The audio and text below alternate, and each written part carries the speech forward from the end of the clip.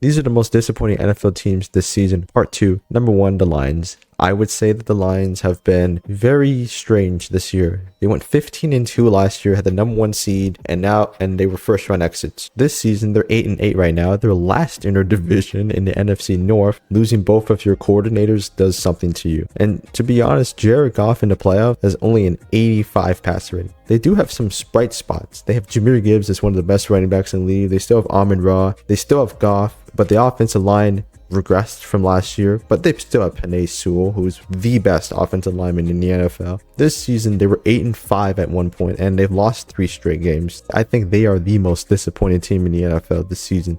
Next, we have the Kansas City Chiefs. They are about to not make the playoffs for the first time since 2014, the first time in the Patrick Mahomes era. In one-score games last year, they were 11-0. This season, they were 1-7. Most of their losses are one score. They're not able to get away with the calls that they were able to get away with last season. They've not even had a 1,000-yard rusher since 2017, and they've not even had a receiver go over 1,000 yards since when they traded Tyreek Hill. So that's since 2022. Next, we have the Dallas Cowboys. It is safe to say that this Cowboys team really regressed on defense. And to be honest, they didn't even have a really good defense to begin with. They've been kind of disappointing, but not as disappointing as the Lions and the Chiefs. A lot of their defense was beating on really bad teams and then struggling against good teams. This is what happens when you trade Micah Parsons and cut Trayvon Diggs and overpaying for Trayvon Diggs and Deron Bland. They have the number 1 offense in the league in terms of yards, the best pass offense in the NFL. When you have George Pickens and CeeDee Lamb to throw to, you can get the job done. And Dak Prescott, I think, has been the comeback player of the year, even though I probably would rather give it to Christian McCaffrey for what he's done.